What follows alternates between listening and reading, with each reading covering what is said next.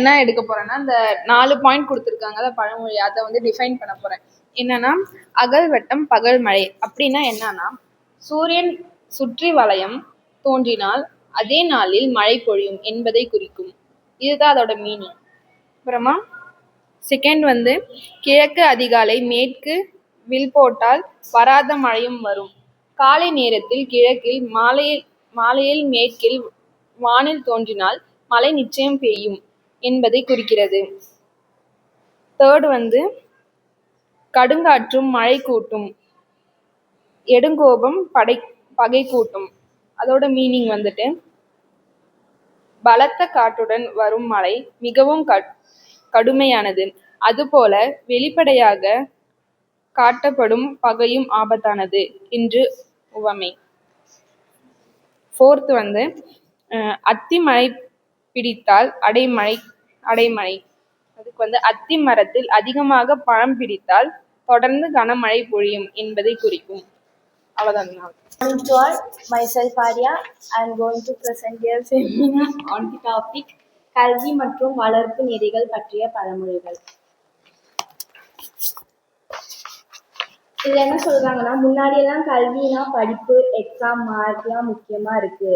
ஆனா இப்பெல்லாம் கல்வி ரொம்ப பெருசா முக்கியமா மாறிடுச்சு. இளமையிலேயே குழந்தைங்களெல்லாம் கொண்டு போய் கல்வியில சேர்க்கணும் அந்த மாதிரி சொல்றாங்க.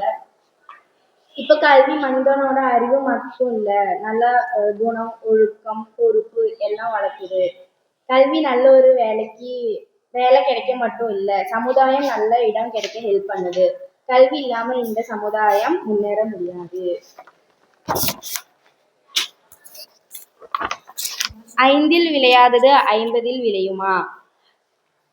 அடி உதவுவது போல் அண்ணன் தம்பி உறவுகள் என்றும் பழமொழியில் காண வேண்டும் என்று சொல்றாங்க.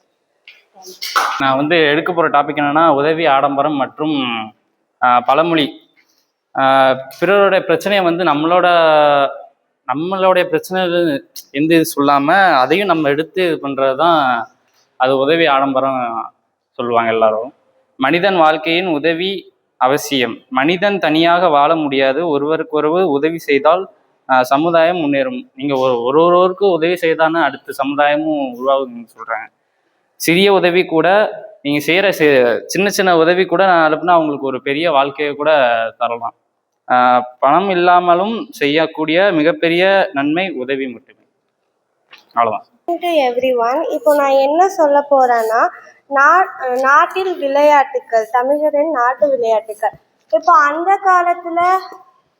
காலத்துல என்னென்ன விளையாட்டுக்கள் இருந்திருக்குன்னா,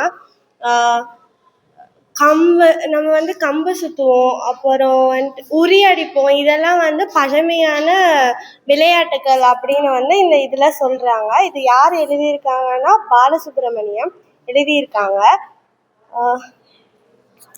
அந்த காலத்தில் வந்துட்டு நம்ம மோஸ்ட்டாக பழமையான விளையாட்டுக்களை தான் விளையாடுவோம்.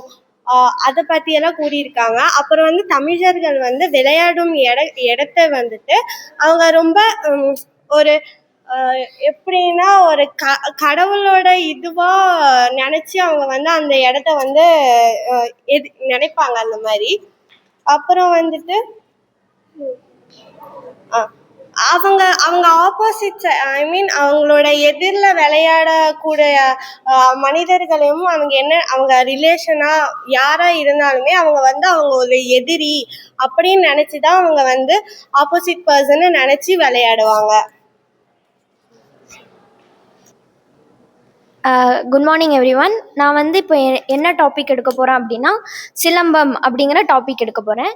இது வந்து மோஸ்ட்டாக வந்து எல்லாத்துக்குமே சிலம்பம் அப்படின்னா என்னன்னு தெரியும். சில பேர்த்துக்கு தெரியாதவங்களுக்கு நான் சொல்கிறேன். சிலம்பம் அப்படின்னா அந்த ஸ்டிக்கில் வந்து சுற்றுவாங்கள்ல, இந்த மோஸ்ட்டாக வந்து எங்கே இருக்கும் அப்படின்னா வில்லேஜ் சைடில் வந்து மோஸ்ட்டாக இது வந்து விளையாடுவாங்க. ரொம்ப நாளுக்கு முன்னாடி எல்லாமே இது வந்து நம்ம தமிழரோட ஒரு வீர விளையாட்டு அப்படின்னு சொல்லுவாங்க. ஆனால் இப்போ வந்து இந்த ஜென்ரேஷனில் வந்து சிலம்பம் வந்து அழிஞ்சிட்டு வருது அப்படின்னே சொல்லலாம்.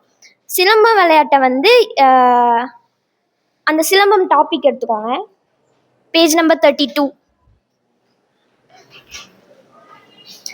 அதில் நான் சொல்கிறத அண்டர்லைன் பண்ணிக்கோங்க. என்னன்னா சிலம்பம் விளையாட்டு வந்து அதுக்கு நிறைய பேர் இருக்குது. அதில் வந்து கம்பு விளையாட்டு, நெற்றி பொட்டு, நெற்றி போட்டு கம்பு விளையாட்டு, அப்புறம் உயில் சிலம்பு அப்படின்னு பலவிதமான பேர்லையும் சிலம்பத்தை வந்து சொல்லுவாங்க. அப்புறம் வந்து இதை வந்து மராட்டி நாட்டில் வந்து எப்படி சொல்லுவாங்கன்னா லட்டி அப்படின்னு சொல்லுவாங்க. குஜராத்தில் வந்து டால் டாலக்கடி அப்படின்னு சொல்லுவாங்க. அப்புறம் வந்து வங்காள நாட்டில் வந்து லடிகிலா அப்படின்னு சொல்லுவாங்க. பெங்களூரில் மைசூர் பிரதேசத்தில் வந்து என்ன சொல்லுவாங்கன்னா தண்டாவரிசை அப்படின்னு சொல்லுவாங்க. இந்த மாதிரி ஒவ்வொரு தேசத்தில் ஒவ்வொரு நாட்டில் வந்து சிலம்பத்துக்கு வந்து வேறு வேறு பேர் இருக்குது. அப்புறம் வந்து இந்த சிலம்பம் தான் வந்து நம்ம தமிழரோட வீர விளையாட்டு அப்படின்னு சொல்லுவாங்க. அதுக்கப்புறம் வந்து சிலம்பத்தோட பொருளெல்லாம் என்ன அப்படின்னா அண்டர்லைன் பண்ணிக்கோங்க. அடுத்த பேஜ் 33 பேஜில் சிலம்பு என்ற சொல்லிற்கு காலனி வகை, ஒலித்தல், மலை என்ற 3 பொருள்கள் இருக்க காணலாம். ஏன் வந்து மலை அப்படின்னு சொல்லிட்டு சிலம்புக்கு சொல்கிறாங்க அப்படின்னா மலை நாட்டில் தான் இது வந்து மோஸ்ட்டாக வந்து விளையாடுறாங்க. அப்படின்னா வில்லேஜ் சைடில் வந்து மோஸ்ட்டாக இது வந்து விளையாடுறாங்க அப்படிங்கிறனால இதை சிலம்பு அப்படின்னு சொல்கிறாங்க. அதுக்கப்புறம் வந்து சலச என ஒலி எழுப்பும் காலணிகளாகிய சிலம்புகளை அணிந்து தமிழகத்தில் கோல் விளையாட்டு பயின்றதாக சிலம்ப வல்லுநர்கள் கருதுகின்றனர். அப்படின்னா காலில் வந்து ஒரு சில அப்படின்னா சல அப்படின்னு சொல்லிட்டு ஒலி எழுப்புற ஒரு காலணியை வந்து போட்டுட்டு அவங்க விளையாடுறதுனால சிலம்பு அப்படின்னு சொல்கிறாங்க. அதுக்கப்புறம் சிலம்ப விளையாட்டு ஆனால் இப்போ வந்து சிலம்பம் வந்து இந்த மாதிரி முறையில் வந்து விளையாடுறாங்களா அப்படின்னு கேட்டால் அது வந்து மோஸ்ட்டாக வந்து இல்லைன்னு தான் சொல்ல முடியும். ஏன்னா சிலம்பம் வந்து அப்போது வில்லேஜில் வந்து நிறைய பேர் சிலம்பம் ஆடி அப்புறம் பானையெல்லாம் உடச்சி பொங்கல் டைம்லலாம் இந்த மாதிரி நம்ம பண்ணுவோம். இப்போ வந்து அதெல்லாம் அப்படியே குறைஞ்சி